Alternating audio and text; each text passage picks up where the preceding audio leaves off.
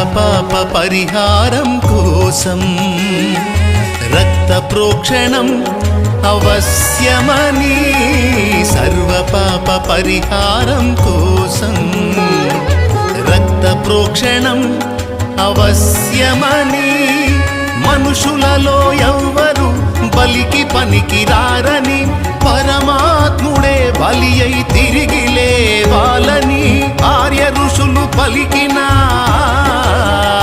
వేద సత్యం యేసులోనే నెరవేరెనుగా.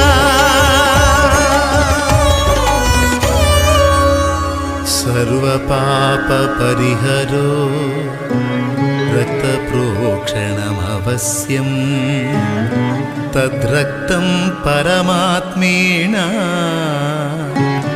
పుణ్యదాన బలియాగం.